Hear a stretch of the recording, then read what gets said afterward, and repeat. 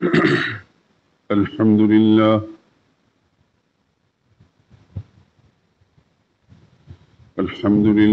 وحده، والصلاة والسلام على من لا نبي بعده ولا رسول بعده ولا معصوم بعده. أما بعد، فإن خير الحديث كتاب الله، وخير الهدي هدي محمد صلى الله عليه وسلم، وشر الأمور محدثاتها، وكل محدثة بدعة، وكل بدعة ضلالة، وكل ضلالة في النار. أعوذ بالله من الشيطان الرجيم. بسم الله الرحمن الرحيم. وجعلوا لله مما ذرأ من الحرث والأنعام نصيبا، فقالوا هذا لله بزعمهم وهذا لشركائنا، فما كان لشركائهم فلا يصل إلى الله، وما كان لله فهو يصل إلى شركائهم، ساء ما يحكمون.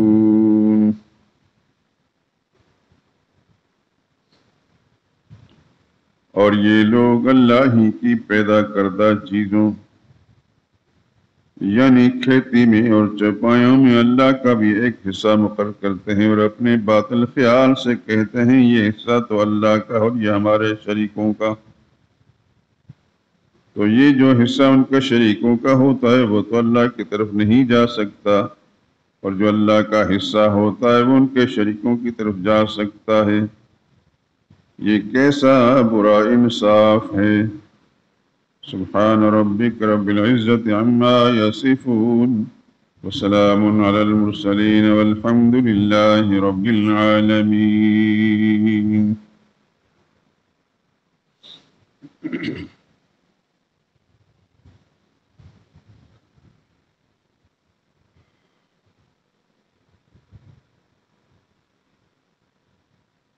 حضرات محترم،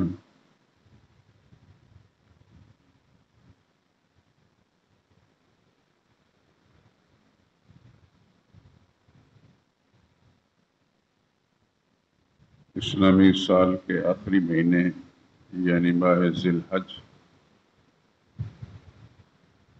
اس کی آج 14 تاریخ ہے. اس کی 10ویں تاریخ کو بشمول 11-12 کے پاکستان کے خوش نصیب مسلمانوں نے اللہ کے دیے ہوئے مال مویشیوں میں سے قربانی کی. اللہ سب سے راضی ہو جائے، سب کی قربانی کو اللہ قبول فرما لے.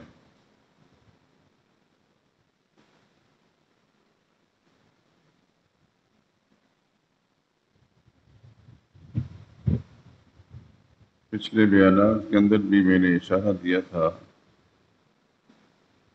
یہ قربانیاں اللہ کے نام کی نیاز ہے. جس طرح آپ اللہ تعالیٰ کی کوئی نیاز دیتے ہیں، نظر دیتے ہیں، نظر نیاز ایک ہی چیز ہے. فرق صرف یہ ہے نیاز آپ کی اپنی زبان میں ہے، نظر عربی زبان میں ہے، بس معنی ایک ہی ہے. اس لیے لوگ نظر و نیاز کا جملہ اکٹھا ہی بول لیتے ہیں. تو قربانی اللہ کے نام کی نیاز ہے، نظر ہے.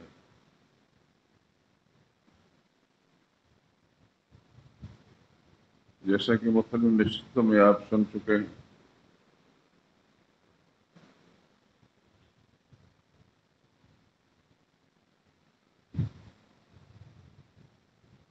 یہ اللہ کی عبادت، زکوٰۃ اللہ کی عبادت ہے. صدقہ،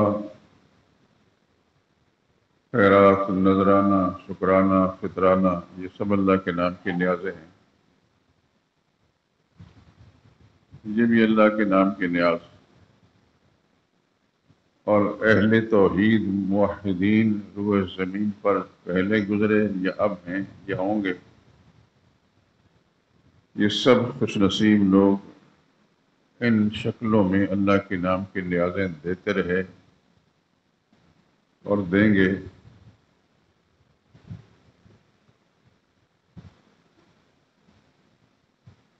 اللہ کی عبادت، اس کے اقسام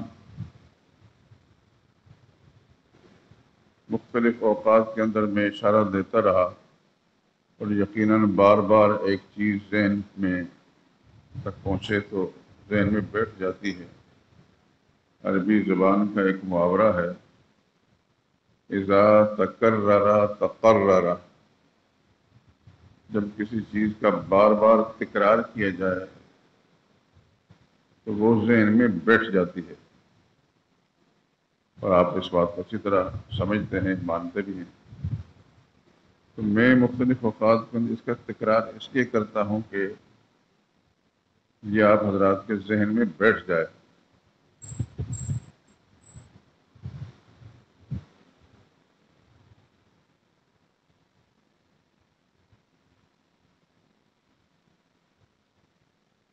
اور الحمدللہ جہاں تک میری اپنی معلومات کام کرتی ہیں، احباب سے تذکرہ باتیں ہوتی رہتی ہیں، ان کی گفتگو سے یہ بات معلوم ہو جاتی ہے، اور میں اللہ کا شکر ادا کرتا ہوں کہ احباب کو میری وہ باتیں جو بار بار میں تکرار کی ہیں ذہنوں کے اندر اللہ نے بٹھا دی ہیں، عقیدہ ٹھیک ہو گیا ہے۔ یہ بات میں اللہ جانتا ہے کہ کتنی دفعہ میں کہہ چکا ہوں کہ ہمارے اسلام میں، ہمارا جو اسلام ہے جس کی وجہ سے ہم مسلمان کہلاتے ہیں، اس کی بنیاد عقیدہ ہے۔ نماز نہیں ہے، روزہ نہیں ہے، عقیدہ بنیاد ہے دین کی، عقیدے پر مبنی ہے یہ ساری چیزیں۔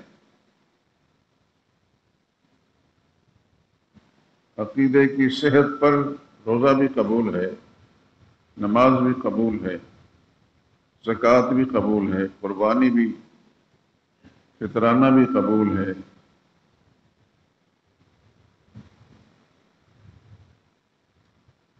طواف، اعتکاف، عمرہ، حج، عبادت کی ساری قسمیں، چاہے ان کا تعلق انسان کی زبان سے ہے، چاہے ان عبادتوں کا تعلق انسان کے مال سے ہے یا عمل سے، یہ ساری قسمیں جو ہیں موقوف ہیں قبولیت اس عقیدے پر۔ اس بات کو اس طرح دل دماغ میں بٹھا لیں آپ کہ زندگی کی کسی موڑ پر، کسی لمحے بھی آپ کے دل دماغ سے یہ چیز محو نہ ہو، کہ خود بھی اسی نظریے سے سوچیں، اور دوسرے سے جب بات کریں کسی مسلمان سے، چاہے وہ اپنے گھر کا فرد ہو، عزیز رشتہ دار ہو، دوست یار ہو، جب بھی بات کریں تو اسی بنیاد پر بات کریں، یعنی آپ کے دل و دماغ میں ایک چیز راسخ پختہ ہو چکی ہے، اور وہی بات جب بولیں گے تو وہی نکلے گی۔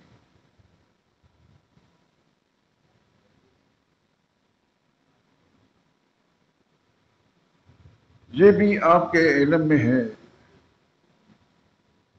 کہ اللہ نے جتنے نبی بھیجے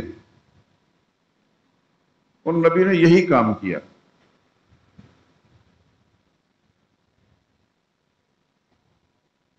عبادتیں مختلف انبیاء کی شریعت میں طریقے مختلف رہے، مثلا کسی میں رکوع تھا سجدہ نہیں تھا، کسی میں سجدہ تھا رکوع نہیں تھا۔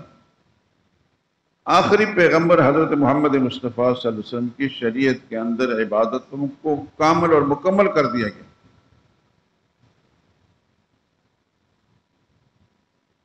عبادتیں مختلف رہی ہیں، لیکن نبیوں کا جو مشن تھا بنیادی طور پر عقیدہ تھا۔ نبیوں نے اس مشن کی خاطر ماریں کھائی ہیں، مشن کی خاطر نبیوں کو شہید کیا گیا ہے، مشن کی خاطر نبیوں کو وطن سے بے وطن ہونا پڑا۔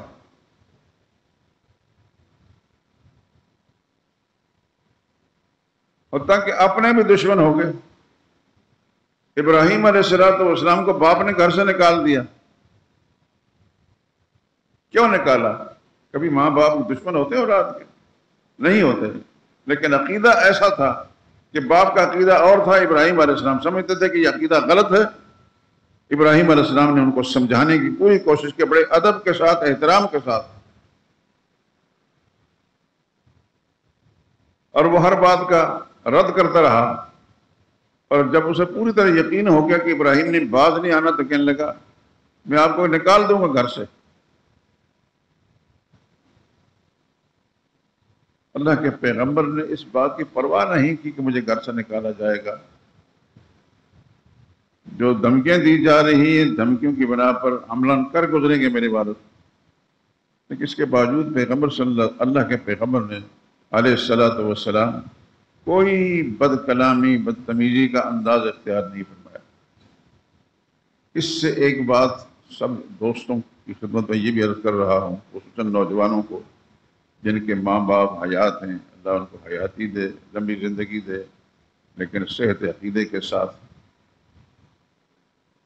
کہ جب بھی ان سے بات کرنی ہو، عقیدہ بنیاد ہے۔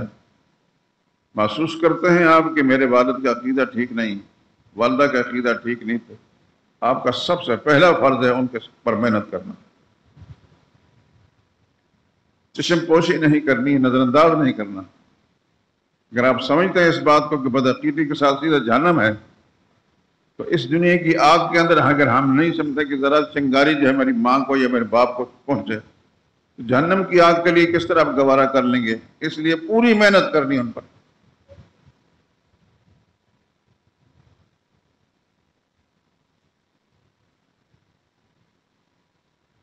وہ آپ کو کچھ بھی کہیں، کیونکہ یہ ایک انسانی فطرت ہے کہ جو بڑا ہوتا ہے وہ سمجھتا ہے کہ یہ چھوٹا کون ہوتا ہے مجھ سے صرف بات کرنے والا۔ بڑا چھوٹا ہونے والا جو گھمنڈ ہے، اس کی بنا پر بڑا بھائی ہو، بہن ہو، ماں ہو، باپ، دادا، وہ دبانے کی کوشش کریں گے اس کو۔ وہ کوشش کرتے رہیں، آپ اپنا کام کریں کہ آپ کا مشن بہت اونچا ہے۔ جس نبی کے آپ امتی، اس نبی کے ساتھ کیا کیا نہیں ہوا۔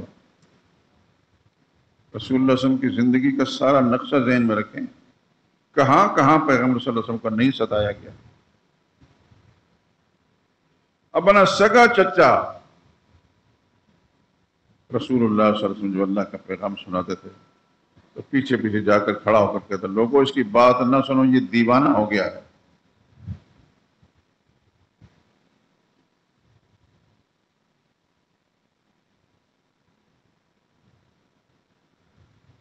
اور پھر اس کی اسی تلخی اور اللہ کے پیغمبر کے ساتھ ناروا رویے کی بنا پر اللہ نے اس کی مذمت میں ایک سورت نازل کرائی، جو آج بھی قرآن کریم میں موجود ہے۔ ایک اندازہ آپ کر سکتے ہیں کہ ابو جہل بڑا کافر تھا، کفر کا سرغنہ تھا، اس کی مذمت میں اللہ نے نام لے کر سورت نازل نہیں فرمائی۔ ابو لہب کے بارے میں نازل ہے۔ اس کا معنی ہے کہ تقابل اگر کیا جائے تو ابو لہب زیادہ خطرناک ہے۔ اور یہ بھی آپ سن چکے ہیں کہ ابو جہل کے بیٹے نے، کسی بیٹے نے حضور صلی اللہ علیہ وسلم کے ساتھ وہ بدتمیزی نہیں کی جو ابو لہب کے بیٹوں نے کی۔ ایک بیٹا جو رسول اللہ صلی اللہ علیہ وسلم کا داماد بھی تھا، اس نے اس قدر بدتمیزی کی کہ رسول اللہ صلی اللہ علیہ وسلم کو کرتا مبارک پھاڑ دیا، آپ کے چہرے انور پر تھوک دیا۔ انہی ٹائم اسی وقت کے اندر وہ داماد بھی تھا، اور پھر باپ کے اور ماں کے کہنے پر غالباً رسول اللہ صلی اللہ علیہ وسلم کی صاحبزادی کو طلاق دے دی۔ سمجھتے تھے کہ محمد کو نہ اذیت پہنچانی ہے صلی اللہ علیہ وسلم، تو اذیت پہنچانے کا یہی ایک طریقہ ہے کہ ان کی بیٹی کو طلاق دی جائے. اور آپ سمجھتے ہیں، ہر ماں باپ سمجھتے ہیں کہ جس کی بیٹی کو کوئی شخص طلاق دیتا ہے بد نصیب، تو کیا گزرتی ہے ماں باپ پر. لیکن ان بدبختوں کو یہ اندازہ نہیں تھا کہ یہ جو طلاق دی جا رہی ہے یہ خیر کا پہلو خدا لا رہا ہے. ابو لہب کے بیٹوں سے آزاد ہو کر یہ کائنات انسانی کے اس خوش نصیب آدمی کے گھر میں جائیں گی یکے بعد دیگرے. اللہ اکبر، اللہ اکبر. جس کے بارے میں اللہ کے پیغمبر نے فرمایا میں اس سے کیوں حیا نہ کروں، اس سے خدا کے فرشتے بھی حیا کرتے ہیں.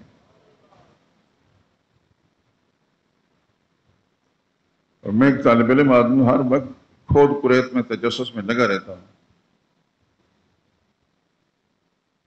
سیدنا عثمان رضی اللہ تعالیٰ عنہ کی زندگی کے ایک لمحہ بھی ایسا نہیں ہے مجھے نظر آیا کہ حضور صلی اللہ علیہ وسلم اس پر ناراض ہوا. سیدنا علی سے ناراض ہوئے، جیسا سن چکے آپ، جب ابو جہل کی بیٹی سے شادی کرنا چاہی تو اس پر سیدہ فاطمہ بھی ناراض ہوئی، رسول اللہ صلی اللہ علیہ وسلم بھی ناراض ہوئے. اس حد تک حضور صلی اللہ علیہ وسلم نے خطبہ ارشاد فرمایا کہ اگر علی نے ابو جہل کی بیٹی سے نکاح کرنا ہے تو کر لے، میں منع نہیں کرتا، لیکن میری بیٹی کو چھوڑنا پڑے. کیونکہ یہ ممکن نہیں کہ ایک گھر کے اندر خدا کے دشمن کی بیٹی بھی اور خدا کے نبی کی بیٹی بھی.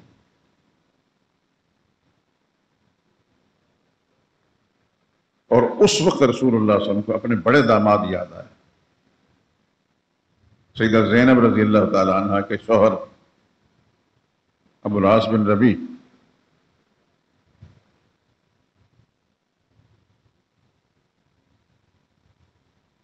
اللہ اکبر. فرمایا کہ ابو العاص نے میرے ساتھ جو وعدہ کیا پورا کیا، جو بات کہی سچی کہی. بخاری شریف کے اندر جا بجا اس کا تذکرہ. عین انہی لمحوں میں یہ میں آپ کے ذہن میں ڈال دوں کہ جب اس نے وعدہ کیا پورا کیا، بات کہی سچی کہی. اس وقت مسلمان نہیں ہوا تھا، کافی دیر کے بعد مسلمان. کفر کے زمانے کے اندر بھی رسول اللہ کا وفادار تھا. سن چکے ہیں آپ کے مشرکین مکہ نے کتنی کوششیں کی کہ ابو العاص محمد کی بیٹی کو طلاق دے دے تو ہم پورے خطہ عرب کی کوئی حسینہ جو ہے ان کے نکاح میں لا کر دے دیں گے. ان کا میں زینب کی جوتی پر بھی ان سب کو نہیں رکھتا. سبحان اللہ. وفاداری یہ ہوتی ہے خدا کی ارب و رحمت نازل ان پر. ابو العاص بن ربیع کی خوبیوں کو میں گنانا چاہوں تو پورا ٹائم اس پر گزر جائے گا میرے دوست.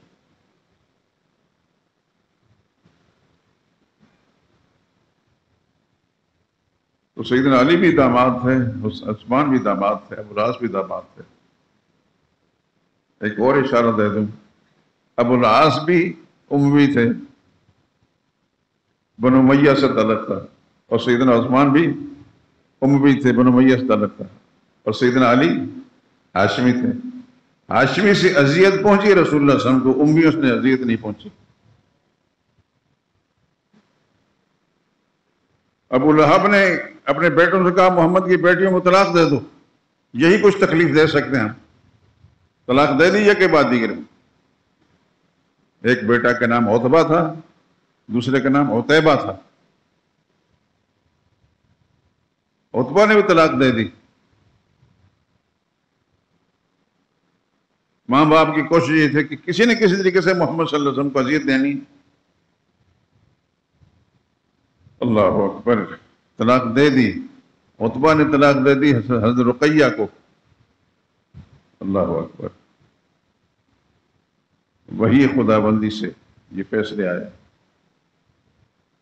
سیدنا عثمان رضی اللہ تعالیٰ عنہ کے نکاح میں چلی گئی. کہاں عتبہ، کہاں عثمان.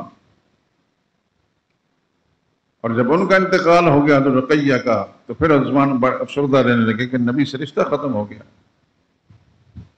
اس موقع پر حضرت عمر رضی اللہ تعالیٰ عنہ نے کوشش فرمائی کہ میری بیٹی سے نکاح ہو جائے عثمان کا. سیدنا عثمان نے جواب نہیں دیا. سیدنا عمر رضی اللہ تعالیٰ عنہ کو عثمان پر گلا ہوا، لیکن انہوں نے کوئی جواب نہیں دیا۔ نبی کریم صلی اللہ علیہ وسلم کی دوسری صاحبزادی جو عتیبہ کے نکاح میں تھی، اس نے بھی طلاق دے دی۔ تو پھر اللہ کی وحی کے ذریعے سے ام کلثوم کا نکاح بھی حضرت عثمان کے ساتھ ہوا، اور ام کلثوم کا جب انتقال ہو گیا تو رسول اللہ نے فرمایا کہ میری 40 بیٹیاں بھی ہوتی، فوت ہوتی جاتی، سب عثمان کے نکاح میں دیتا جاتا۔ اس کی پوری دنیا میں کوئی مثال بھی نہیں آدم کی اولاد کے اندر۔ ایک تو یہ مثال بھی نہیں ہے کہ کسی شخص کے نکاح میں پیغمبر کی 2 بیٹیاں، اور کوئی مثال ایسی نہیں کہ نبی نے فرمایا ہو کہ میری بیٹیاں فوت ہوتی جاتی میں اس کے نکاح میں دیتا، ایسی بھی کوئی مثال نہیں۔ اور جس کا نام میں نے عتیبہ لیا ہے، اس بدبخت نے رسول اللہ صلی اللہ علیہ وسلم کی شان میں بڑی گستاخی کی۔ آپ کا کرتا مبارک پھاڑا، چہرے پر تھوکا۔ نبی کریم صلی اللہ علیہ وسلم کی زبان مبارک سے نکلا، اللہم سلط علیہ کلبا من کلابک، یا اللہ اپنے درندوں میں سے کوئی درندہ اس پر مسلط کر دے۔ نبی کبھی بدعا نہیں دیا کرتے تھے۔ حضور صلی اللہ علیہ وسلم کی زبان مبارک سے بدعا کا جملہ نکلنا دلیل اس بات کی کہ حضور سخت اذیت میں تھے۔ اور پھر ایک سفر میں، تجارتی سفر کے اندر، بہت سارے لوگوں کے بیچ میں رات کو سوئے ہوئے تھے، اللہ پاک نے اپنا درندہ بھیجا رات کے وقت۔ تجارتی سفر دور دراز علاقوں کے اندر اہتمام کیا بھی ساتھیوں نے کہ اس کو کوئی اذیت نہ پہنچے۔ اس کے باپ نے کہا تھا تاجروں کو کہ میرے بیٹے کو یار اس کا خیال رکھنا، لیکن سانپ شہر کسی جنگل سے نکل کر رات کے وقت کتنا سفر کیا ہم نہیں جانتے، آ کر ایک ایک آدمی کو جو سویا ہوتا سونگ رہا ہے۔ اللہ نے اس کے دل میں کیا بات ڈالی اس درندے کی، اور بالآخر جب عتیبہ کے پاس گیا اور وہی ہدف تھا، اس پر ایسا پنجہ مارا کہ اسے چیٹ پھاڑ کر رکھ دیا۔ نبی کی گستاخی کا یہ انجام ہوا، اور یہ گستاخی کرنے والا ہاشمی تھا، نبی کا چچا زاد تھا۔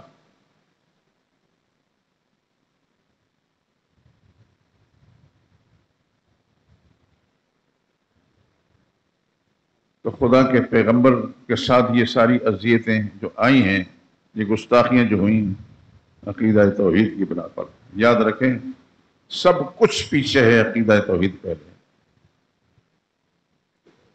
مجھے امید رکھتا ہوں کہ میں بار بار جو تاکید کر کے آپ کی توجہ اس طرف مبذول کراتا ہوں، سب کچھ پیچھے ہے، عقیدہ پہلے ہے۔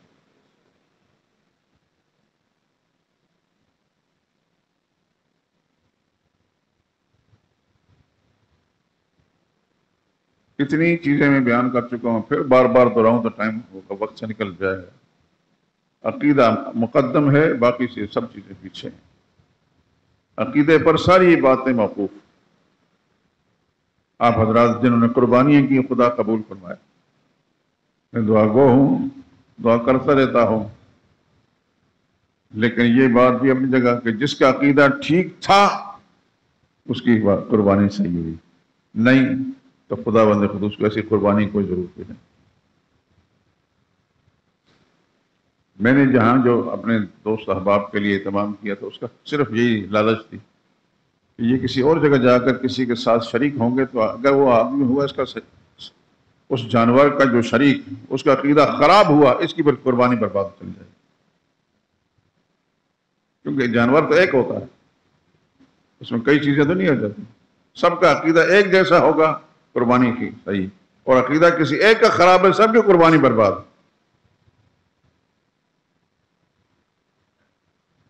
بہت ساری جگہوں کے اندر آپ حضرات کو یقیناً تجربہ ہوگا، نہیں تو کر لینا۔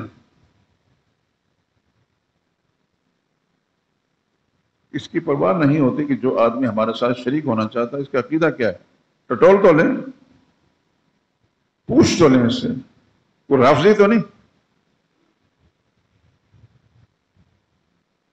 کوئی قادیانی تو نہیں، کیوں قادیانی بھی اپنے آپ کو مسلمان شو کرتے ہیں اور مسلمانوں ہی جیسے کام کرتے ہیں،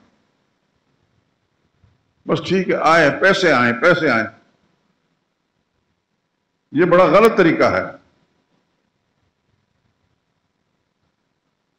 اب تو وقت گزر گیا، خدا آپ لوگوں کو لمبی زندگی دے، آئندہ سال قربانیوں تک پہنچیں۔ ان باتوں کو پیش نظر رکھ کر جہاں بھی حصہ ڈالنا ہے پہلے دیکھیں کہ ہمارا جو حصہ دار ہے، شریک ہے، وہ اس کا عقیدہ کیا ہے۔ عقیدہ اہم ہے، سارا دار و مدار عقیدے پر ہے، کوئی عبادت قبول نہیں بغیر عقیدے۔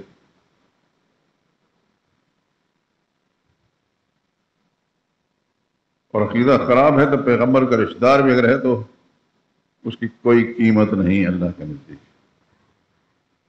آخر نوح علیہ السلام کا بیٹا نوح علیہ السلام وہ پیغمبر ہے جس نے سب سے زیادہ اللہ کی توحید کی بات کی، 950 سال، 9.5 اللہ اکبر۔ اور اس طرح بھی نہیں کہ چلو جمعے کو تقریر کر دی۔ قرآن کریم سے پتہ چلتا رب انی دعوت قومی لیلا و نہارا، میرے داتا میرے اللہ میں نے اپنی قوم کو دعوت دی ہے، نہ رات دیکھی نہ دن دیکھا۔ ثم انی دعوتہم جہارا، پھر میں نے چلا کر بھی ان کو پکارا، واسررت لہم اسرارا، آہستہ آہستہ بھی تنہا ایک ایک کو پکڑ کر میں نے مسئلہ سمجھایا۔ کتنی محنت کی خدا کے پیغمبر نے، فلم یزدہم دعائی الا فرارا، یہ بدنصیب بھاگتے ہی رہے۔ اور ان بھاگنے والوں میں سے نوح علیہ السلام کا بیٹا بھی تھا، جس پیغمبر نے اللہ کے دین کے لیے اتنی محنت کی، اپنے گھر کا فرد اس نے نہیں مانا۔ اللہ پاک نے فرمایا کہ اب ہو گیا آپ کا کام، اب انتظار کریں، ایک کشتی تیار کریں، میرے حکم کا انتظار کریں۔ آسمان کا حکم ہوا کہ اپنا پانی چھوڑ، زمین کا حکم ہوا کہ باہر نکال۔ اس وقت خود بھی کشتی میں بیٹھ کے جتنے اہل ایمان اہل توحید تھے ان کو بٹھا لیا کشتی میں، اور اپنے بیٹے کو پکارا، یا بنی ارکب معنا، میرے بیٹے آئے ہمارے ساتھ سوار ہو جائے، خدا کا عذاب آ رہا ہے۔ کہنے ابا جان کیسی باتیں کر رہے ہیں، یہ بارشیں ہوتی رہتی ہیں، یہ سیلاب آتے رہتے ہیں، ہموار جگہوں کے اندر سیلاب کا خطرہ ہوتا ہے، پہاڑوں پر سیلاب نہیں پہنچتا، میں وہ پہاڑ پر چڑھ جاؤں گا، سآوی الی جبل، اس پہاڑ پر میں پناہ لے لوں گا، یعصمنی من الماء، اس سیلاب سے مجھے بچا لے گا۔ نبی نے فرمایا لا عاصم اليوم من امر اللہ، اللہ کے عذاب سے آج کوئی چیز نہیں بچا سکتی، یہ روایتی قسم کی بارش اور سیلاب نہیں، یہ خدا کا عذاب ہے۔ بس اتنی باتیں ہو رہی تھی، وحال بینہم الموج، اللہ کے عذاب کی لہر آئی، فکان من المغرقین، نوح علیہ السلام کا بیٹا غرق ہو گیا۔ جس پیغمبر نے خدا کے دین کی اتنا لمبا عرصہ دین کی دعوت دی، لیکن بیٹے کا عقیدہ خراب تھا، اللہ نے نبی کا لحاظ رکھ کر اس کو نہیں محفوظ رکھا۔ اللہ کے نزدیک کوئی رشتہ دار اللہ کا نہیں، سب مخلوق ہے۔ نبیوں سے زیادہ خدا کا محبوب بھی کوئی نہیں، لیکن دین کے معاملے میں اللہ نے نبی کا لحاظ بھی نہیں رکھا۔ قرآن کریم کی تلاوت آپ کرتے ہیں، خدا توفیق دیے رکھے ہمیشہ کے لیے، لیکن قرآن کریم کسی معتبر عالم کا ترجمہ بھی ساتھ رکھا کریں۔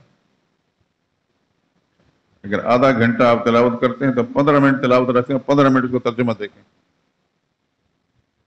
تاکہ آپ کی تلاوت کا آپ کو صحیح فائدہ بھی تو پہنچ سکے۔ لیکن یہ ضرور ہے کہ تلاوت ضرور کریں۔ قرآن کو مانتے ہیں، یقیناً مانتے ہیں، تو میرے دوستو پھر قرآن سے اللہ تعلق نہ رہے۔ صبح کا وقت، سویرے کا وقت ایسا ہوتا ہے کہ اس وقت انسان کوئی کاروبار نہیں ہوتا، نماز پڑھنے کے بعد قرآن کی تلاوت کریں، لیکن تلاوت کے ساتھ ترجمہ نہ سمجھ میں آئے تو کسی معتبر عالم سے پوچھ لیں، آپ کی زندگی بامقصد بن جائے گی۔ اللہ کے سامنے جائیں گے تو بہت سرخرو ہو کر جائیں گے، ایک شعور کے ساتھ جائیں گے کہ ہم نے اللہ کو مانا ہے، اللہ پر ایمان لائے ہیں تو کس انداز سے ایمان لائیں۔ تو بات کر رہا تھا کہ یہ قربانیاں جو آپ نے کی ہیں یہ اللہ کے نام کی ایک نیاز تھی. نظر نیازیں آپ دیتے ہی رہتے ہیں. اللہ صحیح نظر اور صحیح نیاز دینے کی توفیق دے، لیکن نظر اور نیاز کا حقدار صرف اور صرف اللہ ہے، کوئی مقبرے اور مزار والا نہیں. میری بات کو گستاخی پر محمول نہ کرنا. میں سب بزرگوں کو مانتا ہوں، سب بزرگوں کو مانتا ہوں. بزرگ ہو، جعلی آدمی نہیں، جعلی لوگوں میں نہیں مانتا. کوئی ناراض ہو یا راضی ہو جائے، ولیوں کو ضرور مانتا ہوں. لیکن میں یہ سمجھتا ہوں کہ ولی ہوتا ہے، وہ ایک انسان ہے، اللہ کا مقبول بندہ ہے، وہ خدا نہیں ہے. خدا والے حقوق اس کو نہیں دیے جائیں گے.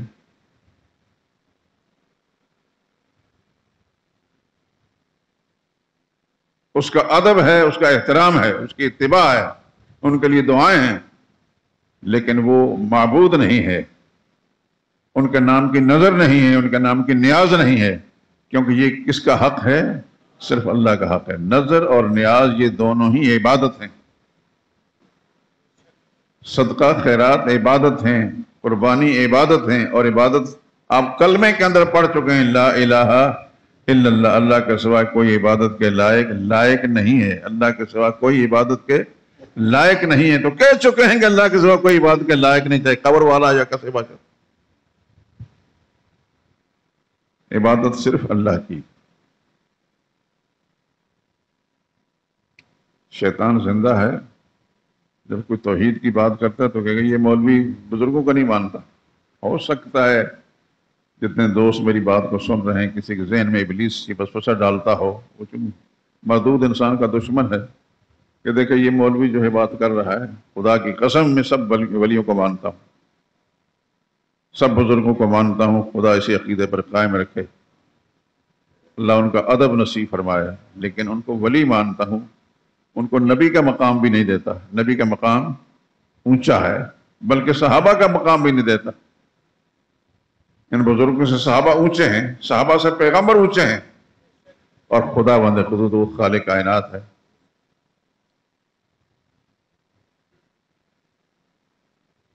اور کوئی بھی اللہ کا ولی ایسا نہیں گزرا جس نے شرک کی دعوت دی ہو، جس نے یہ کہا ہو کہ میرے نام کی نیازیں دو.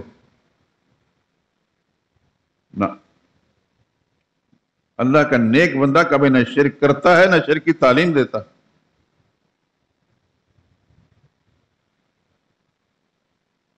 وہ نیک ہے ہی تب کہ اللہ اس کے رسول کے حکم مطابق زندگی گزارتا ہے اور اس کے مطابق زبان کھولتا ہے. اولیاء اللہ نہ شرک کرتے ہیں، نہ شرک کی تعلیم دیتے ہیں.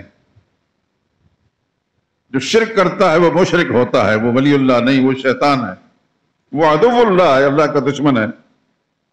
جو شرک کی تعلیم دیتا ہے وہ خدا کا دشمن ہے. اللہ کا ولی کا معنی دوست.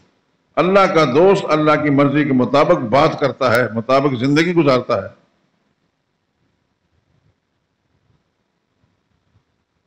بات پھر وہیں آ گئی کہ آپ کی قربانی ایک نیاز تھی اللہ کے نام کی. آپ نے قربانیاں دی، خدا قبول فرمائے. آپ کی نسلوں کے اندر بھی خدا ہدایت کا سلسلہ جاری رکھے. اور میں نے قربانی سے ایک دن شاید 2 دن پہلے جمعے پہ بتایا تھا کہ گھر کے تمام افراد جن جو مالک نصاب ہیں، جو صاحب نصاب ہیں اور بالغ بھی ہیں، عاقل اور بالغ ہیں اور صاحب نصاب ہیں، ان پر قربانی واجب ہے. گھر پر قربانی نہیں، فرد پر قربانی. جس طرح گھر پر نماز نہیں، فرد پر نماز ہے. جو عاقل بالغ ہو گیا، لڑکا ہے یا لڑکی، نماز اس پر فرض ہے، یہ اللہ کا فریضہ ہے. اس طرح قربانی بھی فرد پر ہے، گھر پر نہیں. روزہ فرد پر ہے، گھر پر نہیں. تو عبادات کا یہ اصول ہے میں یہ بات اس لیے کہہ رہا ہوں کہ میں اس تجسس میں لگا رہتا ہوں کہ ہمارے ہاں کیا کیا خرابیاں معاشرے کے اندر ہیں. تو ایسا معلوم ہوا کہ لوگ گھر کی طرف سے قربانی کرتے ہیں. بس ٹھیک ہے جی، قربانی ہو گئی، مطمئن ہوتے ہیں، اور کسی کی طرف سے قربانی نہیں ہوتی. کسی کی طرف سے قربانی نہیں ہوتی. کوئی شخص کتنا ہی خوشیاں منائے کہ ہم نے قربانی کر دی، کیونکہ قربانی جس پر فرض تھی اس نے نہیں ادا کی. اور اگر گھر کا بڑا جو ہے اس نے قربانی دی اور اس عقیدے کا سی دی کہ گھر کا سب لوگوں کی طرف سے ہے، اس کی طرف سے بھی نہیں ہوئی کہ غلط راستے پر چل پڑا.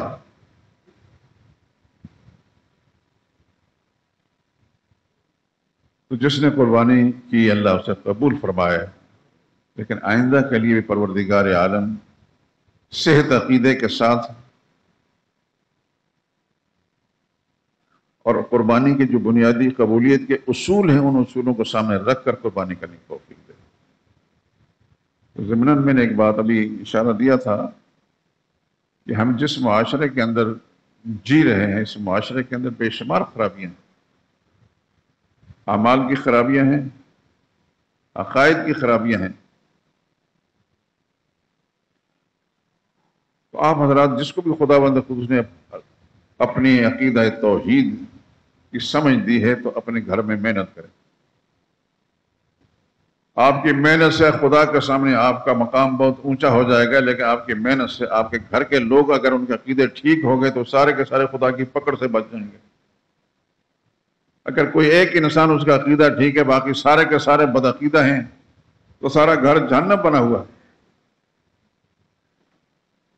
جس نبی کا ہم نے کلمہ پڑھا، اس نبی کے صحابہ، اس کے پیروکار، وہ یہ کام کرتے تھے کہ انہوں نے محنت کی ہے، بہت محنتیں کی. اگر صحابہ کرام کی قربانیوں کو ہم شمار کریں تو ہم شمار نہیں کر سکیں دوستوں. آپ حضرات یقیناً کتابیں پڑھتے ہوں گے، مطالعہ کرتے ہوں گے. اللہ توفیق دے صحابہ کرام کے تذکرے پڑھا کریں. بہت کچھ آپ کو صحابہ کرام کی زندگی ملے گا جو ہمارے لیے رہنمائی کا سامان ہے. لیکن یہ بھی کہ صحابہ خاندانی مسلمان نہیں تھے.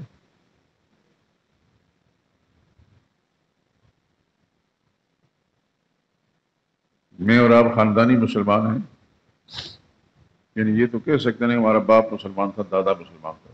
ایک دو پشتے تو بتا سکتے ہیں، لیکن صحابہ کرام میں سے کم ہی تھے جو اپنی پشتے بتا سکتے تھے کہ ہم مسلمان ہیں. پہلے صحابی حضرت ابوبکر صدیق خود مسلمان ہوئے، ان کی محنت سے ان کی اہلیہ مسلمان ہوئی. اپنے والد کو کوشش کرتے رہے، نہیں مانے. آخر وقت میں بالکل بڑھاپے کی 100 سال سے عمر ہو گئے، پھر جا کر مانے، اور مرنے سے پہلے عقیدہ ٹھیک ہو گیا، صحابی بن کر دنیا سے گئے. لیکن اپنی اولاد پر محنت کیا ابوبکر صدیق نے. ان کے سارے بیٹے مسلمان تھے، بیٹیاں مسلمان تھیں. مشہور بیٹی ام المومنین صدیقہ کائنات عائشہ صدیقہ رضی اللہ تعالیٰ عنہ، یہ ابوبکر صدیق کی محنتوں کا نتیجہ ہے. یہ ابوبکر وہی انسان ہے جو رسول اللہ صلی اللہ علیہ وسلم کو اپنے کندھے پر اٹھا کر غار ثور میں لے گیا تھا. آپ حضرات گئے ہوں گے یقیناً، اللہ تعالیٰ وہاں جانا نصیب کرے اور قبول بھی فرمائے. بہت اونچا پہاڑ ہے، 1500 سال کے گزرنے کے بعد بھی اب بھی اس پر کوئی سڑک نہیں، بک پگڈنڈیاں ہیں، لوگ آتے جاتے ہیں. میں کئی دفعہ گیا، اللہ کی شان، لیکن چڑھ نہیں سکا اس پہاڑ پر. جبل نور پر جہاں وحی آئی پیغمبر صلی اللہ علیہ وسلم پر، وہاں جانا نصیب ہوا الحمدللہ العظیم. وہاں 2 رکعت نماز بھی پڑھی اس جگہ پر جہاں رسول اللہ صلی اللہ علیہ وسلم پر وحی آئی. لیکن غار ثور بہت اونچا ہے، یہ پہاڑ، اس پر نہیں جا سکا. کوشش کی، جہاں تک انسانی کوشش ہوتی ہے. اللہ تعالیٰ قبولیت کرنے والے ہیں، اللہ کے کوئی انسان کی مجبوری کا بھی اندازہ ہے.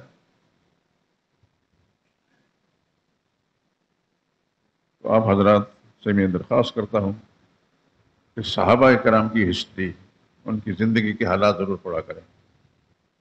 اخبارات ناول اس کو ردی کی ٹوکری میں پھینک دیں.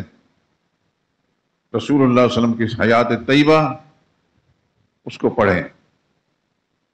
ایمان کی تقویت کا، اخروی نجات کا باعث.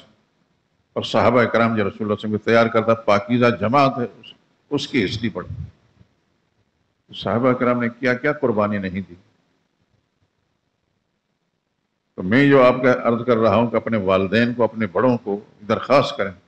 آپ محسوس کرتے ہیں کہ کمزوری ہے عقیدے کے اندر، کوشش کریں. انسان کوشش ہی کر سکتا ہے.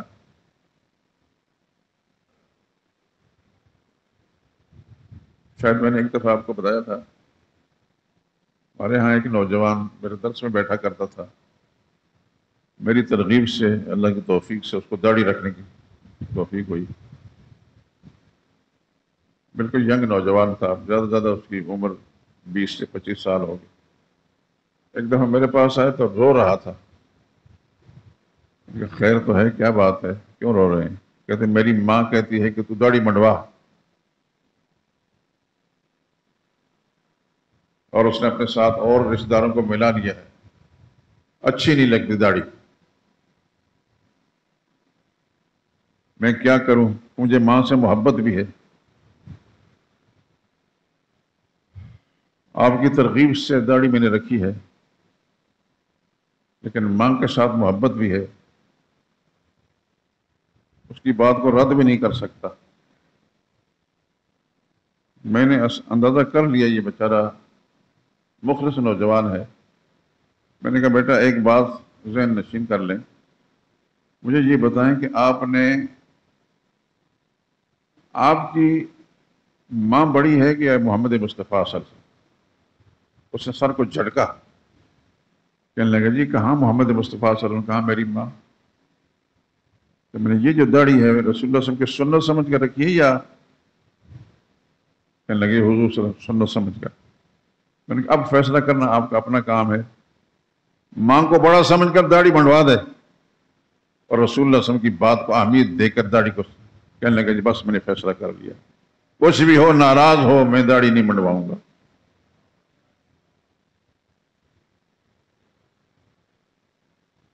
مجلس میں بیٹھے ہوئے جتنے دوست ہیں، نوجوان بچے بھی ہوں گے، ان کے لیے بھی یہ سبق ہے. لوگ اچھا سمجھتے ہیں یا نہیں سمجھتے ہیں، اپنے آپ کو پیغمبر کی نظر سے دیکھا کریں. بھائی، دوست، یار، محلے دار، واقف کار، ماں باپ کی نظر سے نہیں، محمد مصطفیٰ صلی اللہ علیہ وسلم کی نظر سے دیکھ کر کے آقا نامدار ہمیں کس نظر سے دیکھتے ہیں.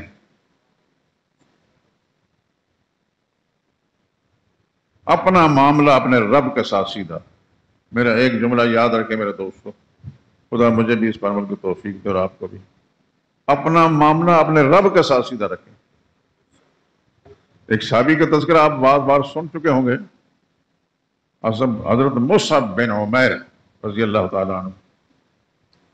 یہ مکہ شہر کے امیر زادے تھے، بڑی امیر ماں کے بیٹے تھے. اتنی عمارت تھی کہ انہوں نے جسم پر ایک دفعہ سوٹ پہنا، دوبارہ پھر اس کو نہیں پہنایا گیا. ان کے کپڑے ملک کے شام سے بن کر آتے تھے. اتنا لاڈلا بیٹا.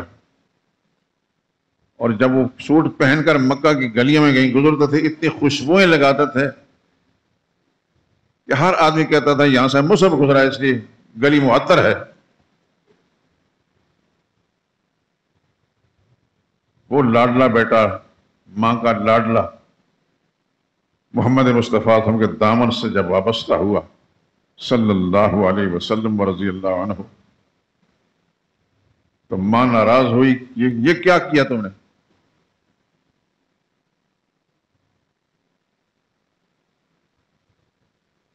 یہ کیا کیا تم نے؟ میں تو نہیں مانتی محمد کو. انہوں نے کوئی جواب نہیں دیا. ماں کا لاڈلا بھی تھا اور ماں سے پیار بھی بہت تھا، لیکن رسول اللہ صلی اللہ علیہ وسلم کے دامن سے وابستہ رہے. ماں نے کپڑے دینا بند کر دیے. میرے کپڑے پہن، سب مجھے گوارا ہے، رسول اللہ سے چھٹکارا گوارا نہیں. جب یہ تدبیر بھی ناکام ہوئی تو کہنے لگی کہ میں تم سے بولوں گی نہیں. چپ ہو گئے لیکن گوارا کر لیا. نہیں بولتے تو نہ بول. آخر کہ میں کھانا نہیں کھاؤں گی، مر جاؤں گی. اللہ اکبر. اللہ ایسا ایمانی جذبہ سب کو نصیب فرمائے. کہنے لگے اماں جان، اس کائنات میں آپ سے زیادہ پیارا میرے نزدیک کوئی بھی نہیں، لیکن محمد مصطفیٰ صلی اللہ علیہ وسلم پر ایمان لا کر جو راستہ میں نے اختیار کیا ہے اس کے خلاف رہ تو مر بھی جائے تیری موت مجھے گوارا ہے، محمد صلی اللہ علیہ وسلم کا گوارا نہیں.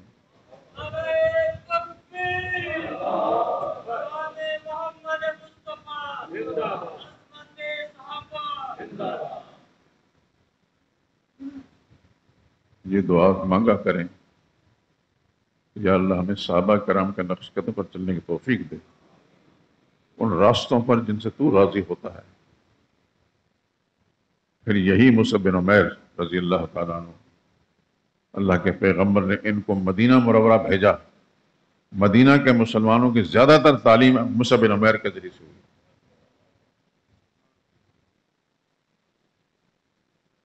میں کیا کیا بات کروں دوستو، اس لیے بھی ترغیب دے رہا ہوں کہ صحابہ کرام کی ہسٹری پڑھا کریں. میں قسم اٹھا کر کہتا ہوں، اللہ کی کتاب میرے ہاتھ کے اندر ہے، صحابہ کا جب تذکرہ آتا ہے میرا دل، دماغ اور تمام چیزیں جو ہیں خوشی سے اور محبت سے بھر جاتے ہیں. اللہ آپ کو بھی ایسا جذبہ نصیب فرمائے کہ جو محبت پیغمبر کے ساتھ ہو اس جیسی محبت کسی سے نہ ہو، جو نبی کے ساتھیوں کے ساتھ محبت ہے کائنات میں کسی کے ساتھ نہ ہو. ماں باپ ہر ایک کو پیارے لگتے ہیں اور پیارے ہوتے ہیں، لیکن جب تقابل کریں نبی کی ذات کے ساتھ یا نبی کی تعلیمات اور آپ کی جماعت کے ساتھ تو پھر ماں باپ پیچھے ہیں، صحابہ آگے ہیں، پیغمبر اور آگے.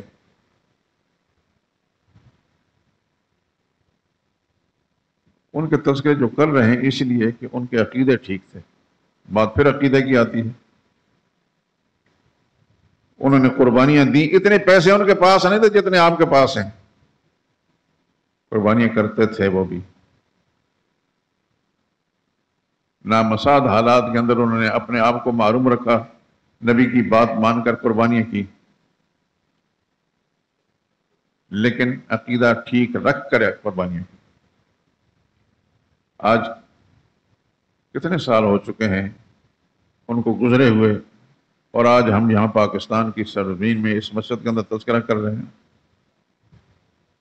1500 سال تو گزر چکے ہیں. کیوں کرتے ہیں؟ یہ کس نے ہمیں یہ سکھایا؟ اللہ نے ہمارے دلوں میں یہ بات ڈالی. وہ اللہ کے محبوب بنے ہیں، اللہ کے محبوب بنے، ساتھی بنے، تو ان کی محبت اللہ نے ہمارے دلوں میں ڈالی، روئے زمین کے مسلمانوں کے دل میں ڈال دا. ہمارے ساتھ ہماری طرح اللہ جانے کتنے لوگ ہیں جو صحابہ کے ساتھ محبت کے جذبے سرشار ہیں. یہ کیوں؟ وہ خدا اس کے رسول کے وفادار تھے تو پھر اللہ نے ان کے ساتھ وفا کی. ان کے نام کو مٹنے نہیں دیا، آسمانی شہرت پر خدا چمکا رہا ہے. کیا ابوبکر صدیق کے ساتھ جتنی محبت، میں سچ کہتا ہوں آپ کو ہے، اپنے ماں باپ سے اتنی محبت ہے؟ نہیں ہوگی. مخلص مسلمان کبھی بھی ابوبکر صدیق کے برابر اپنے ماں باپ کو نہیں سمجھتا. ماں باپ سے محبت ہوتی ہے، ہونی چاہیے جب تقابل کیا جائے نبی کی تعلیمات اور نبی کی ذات اور نبی کی جماعت سے، تو پھر یہ نیچے ہیں وہ اوپر ہیں. ایسا کرنا پڑے گا. تو یہ کیوں اوپر ہیں؟ کیوں اوپر کیا؟ یہ اللہ نے کیا. اللہ کے ساتھ جو انہوں نے وفا کی، پھر اللہ نے ان کو مٹنے نہیں دیا، مرنے نہیں دیا، گمنام نہیں ہونے دیا. خدا نے ان کے ناموں کو چمکایا دنیا میں.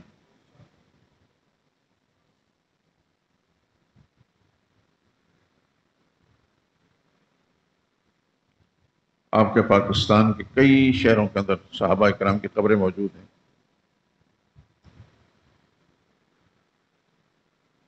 میں یہ گزارش کروں گا کہ آپ حضرات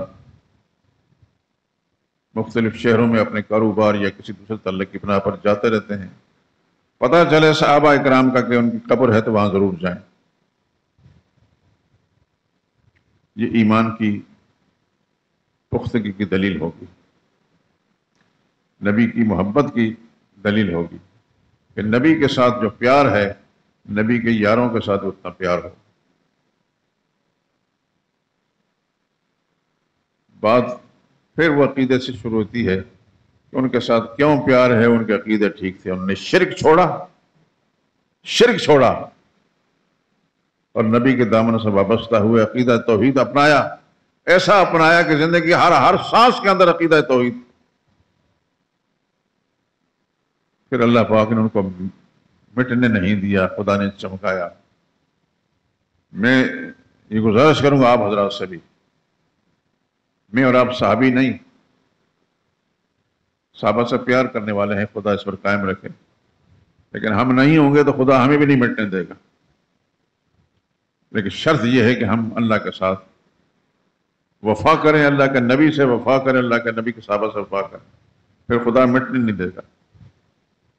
اگر اتنا لمبا عرصہ گزرنے کے باوجود بھی صحابہ کرام کو مٹنے نہیں دیا، گمنام نہیں ہونے دیا، تو اللہ کے ساتھ ہم وفا کریں گے، اللہ ہمیں گمنام نہیں ہونے دے گا۔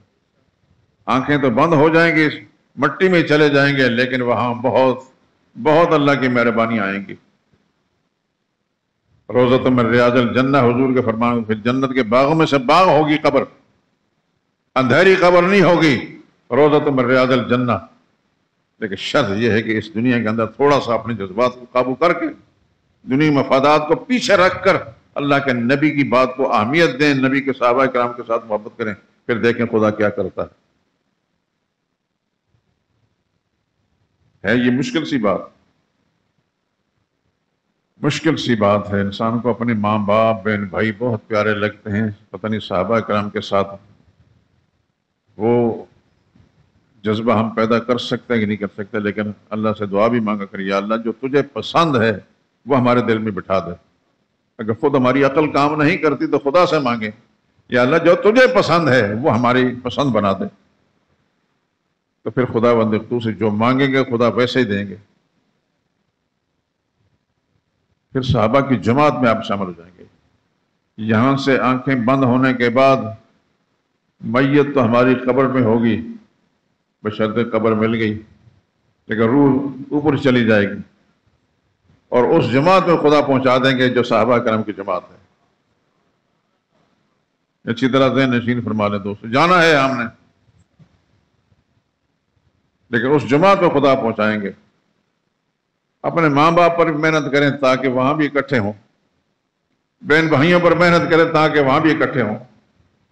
یہاں جو کچھ بھی ہے خدا کی مہربانیوں سے ہے، اللہ کی مہربانی شامل حال ہوتی ہے، عقیدہ ٹھیک ہوتا ہے تو پھر انسان زبان کو بھی اس کے مطابق کھولتا ہے، دوسرے کی اصلاح کرنے کی کوشش کرتا ہے۔ یہ کوشش جاری رکھیں میرے دوستو۔ لیکن سب سے پہلے جس طرح اپنے والدین کے ساتھ انسان کا خونی رشتہ ہے، محبت ہے، والدین سے پیدا ہونے والے بہن بھائیوں کے ساتھ بھی اتنی محبت ہوتی ہے، والدین کے جو دوسرے رشتے ہیں ان رشتوں کے ساتھ انسان کو محبت ہوتی ہے، ان پر محنت کریں۔ آپ کی محنت کو خدا ضائع نہیں کرے گا، وہ مانے یا نہ مانے آپ خدا کے ہاں مقبول ہو جائیں گے۔ میں قسم اٹھا کر کہتا ہوں قرآن پر ہاتھ رکھ کر کہ آپ کی محنت کو خدا ضائع نہیں کرنے دیں گے۔ اب محنت کریں ان پر۔ ماضی میں چلے جائیں تو پھر صحابہ کرام نے، سلف صالحین نے اپنے بڑوں پر جو محنت کی، ان کے عقیدے ٹھیک ہوئے، کیا سے کیا بن گئے۔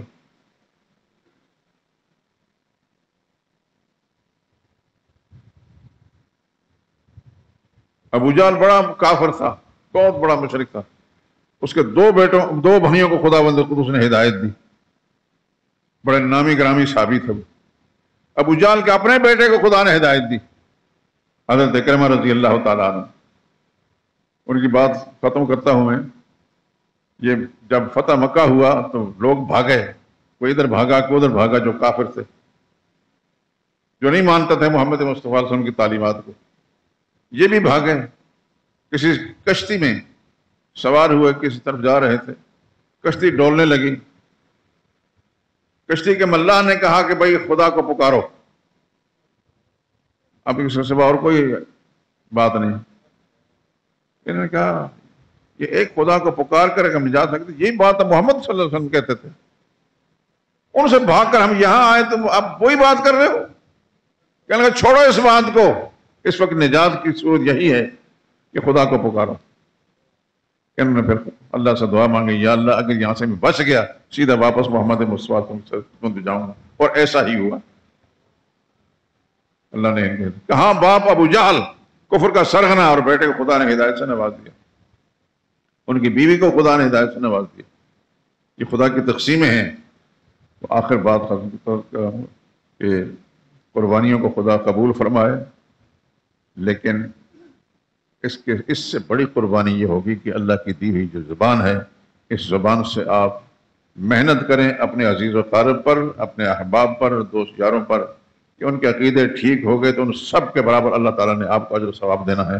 وآخر دعوانا الحمد